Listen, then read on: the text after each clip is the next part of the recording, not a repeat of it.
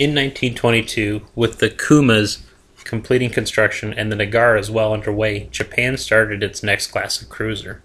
These were the four ships of the 5,113-ton Sendai Class. Originally, four had been started, but with the signing of the Washington Treaty, the fourth, Kako, was broken up on the slip. The three that were completed were the final evolution of the so-called 5,500-ton series that had started with the Kumas. As such, they were very similar to the previous Nagara class. The main and most obvious difference was that the coal-fired boilers in the forward room now vented to their own funnel, giving them a four-funnel arrangement rather than the three of previous classes. Armament and protection remained the same as the Nagaras, though the maximum elevation was raised, which increased their range. Like the Nagaras, they also had a flying-off platform over the forward guns with a hangar in the tower. Sendai was started February 16, 1922 and completed April 29, 1924. Kako was started February 15, 1922, but canceled and broken up March 17, 1922. Naka was started June 10, 1922 and completed November 30, 1925. Jintsu was started August 4, 1922 and completed July 31, 1925. Main armament was again 7 140mm 50 caliber guns of the same type and in the same layout as the Kumas and Nagaras, though now able to elevate to 30 degrees, which increased their range to 10.25 miles. Two were forward of the bridge, one facing forward and number 2 facing aft. Two more sat on either side of the bridge. Guns 5 and 6 sat well aft on the center line, just ahead of the rear superstructure. This effectively restricted their firing arcs to off the beams. Mount 7 was fitted centerline just aft of the rear superstructure. Secondary armament was two single 76mm 40 caliber anti-aircraft guns, one on either side of the first funnel. Torpedo armament was 8 Type 82 24-inch torpedoes in 4 twin mounts, in the same layout as the Nagaras. Two mounts of 2 on each side. One pair was mounted in low cutouts between the bridge and the forward funnel. The rear pair were in cubby holes aside and in front of gun 5. Aircraft was carried over from the Nagaras. One aircraft could be carried in the ship's tower, then fly off the platform over the forward guns. Armor was also carried over from the Nagaras. 63mm of belt that protected the engines. Deck armor was 29mm, increasing to 45mm over the magazines. Conning tower armor was up to 51mm on the sides and 25mm on the roof. Propulsion was a repeat of the Kumas and Nagaras with the exception of the fourth funnel. 12 boilers in 4 rooms, each room venting to its own funnel. The first room had 2 small coal-burning boilers. The second had 4 medium oil burners. The third had 4 large oil burners, and the fourth 2 small oil burners. These provided steam to the 4 turbines, which produced 90,000 horsepower for a speed of 36 knots. They had 1 rudder. Modifications were pretty standard. In 1932, Jintsu replaced her flying-off platform with a catapult. Between 1933 and 1935, all had their 76mm anti-aircraft guns removed and were converted to full oil burning. Their bridge was built up and Sendai and Naka had their flying-off platforms removed. Jintsu's catapult was removed and all three had a new catapult fitted between guns 6 and 7. Following the Tomozuru incident, all three added permanent ballast, which increased their displacement to 5,800 tons at the cost of reducing their speed to 32 knots. In 1941, Naka and Jintsu replaced their 4 twin Type 82 torpedo tubes with 4 quad tubes for the Type 93 long lance, where the rear twin mounts had been.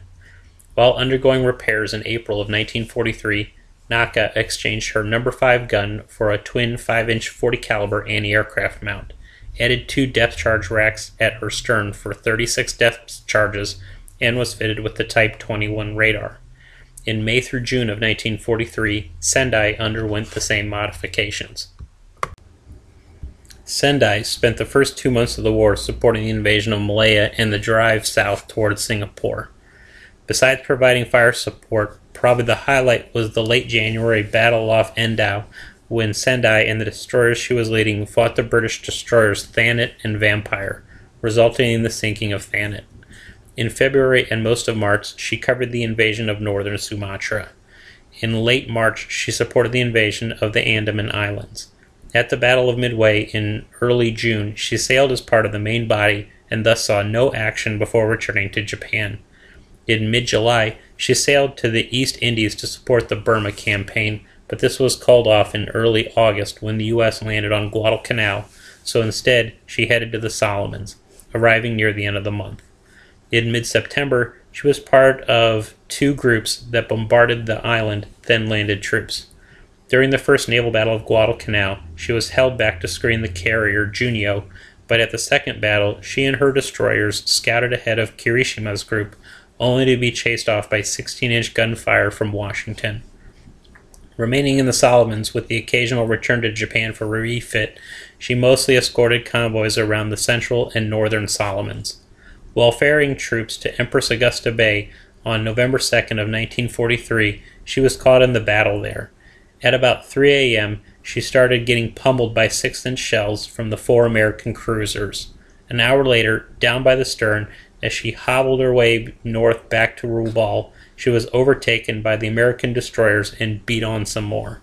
Finally, in the pre-dawn hours at about 4:30 a.m., she rolled over and sank stern first. Naka spent the first month of the war supporting the invasion of Luzon in the northern Philippines. In January, she covered the invasion of Borneo. This included the near-disastrous, for the Japanese anyway, January 24th Battle of Balikpapan, where due to having sailed eastward to hunt a Dutch sub, she totally failed to be in position to protect the landing ships from 4 American flush-deck destroyers. Only the destroyers having to retire when they exhausted their ammunition while Naka and her destroyers were still far away saved it from being a total massacre. On February 27th, she took part in the Battle of the Java Sea. In late March, she was part of the force assigned to invade Christmas Island southwest of Java. While doing so, at 6 p.m. on April 1st, she was hit on the starboard side by a torpedo from the submarine Seawolf that flooded her forward boiler room, temporarily knocked out all power, and caused a severe list. Having to be towed first to Singapore for repairs, then heading back to Japan, took until April of 1943, a full year later. Arriving at Truk in mid-June of 1943, she mostly ferried troops around the South Pacific area. On November 5th of 1943, she only received minor damage when the American carriers Saratoga and Princeton raided Rubal. On February 17th of 1944, she was about 35 miles west of Truk on her way to help the damaged Agano when Truk and the surrounding sea was blitzed by American carrier aircraft. The third wave hit her with a bomb aft and a torpedo midship on the starboard side that blew her in half. Jinsu spent the first month of the war covering the invasion of the southern Philippines. In January, she covered the invasion of the Celebes. In late February, she also took part in the Battle of the Java Sea. In mid-April, she was back in Japan finishing up a refit, so took part in the unsuccessful chase of the Doolittle Raiders. In early June of 1942, she escorted the invasion force during the Battle of Midway, so with the exception of some ineffectual high-level bombing, saw little action. In mid-August, she led a force that ran troops to Guadalcanal so they could try to retake the airfield. On August 25th, while escorting a troop convoy headed to Guadalcanal, simultaneous to the Battle of the Eastern Solomons, she was hit on the bow by a bomb from a Henderson-based Dauntless. A fire broke out, forcing the forward magazine to be flooded. Down by the bow, she headed to Truk and eventually back to Japan for repairs, arriving in early October. With repairs completed in early January 1943, she returned to Truk near the end of the month. Remaining in the Southwest Pacific, she mostly did training and escort duties until July 13th, when she took part in the Battle of Kalimbangara. At about 11:10 p.m., she was hit by numerous 6-inch shells from the Allied cruisers that started a raging fire and knocked out her boilers, leaving her dead in the water and without power. Soon afterward, she was hit starboard midship by a torpedo that flooded her aft turbine room. Just over half an hour later, at about 11:50 p.m., the burning, paralyzed hulk finally broke in half and sunk.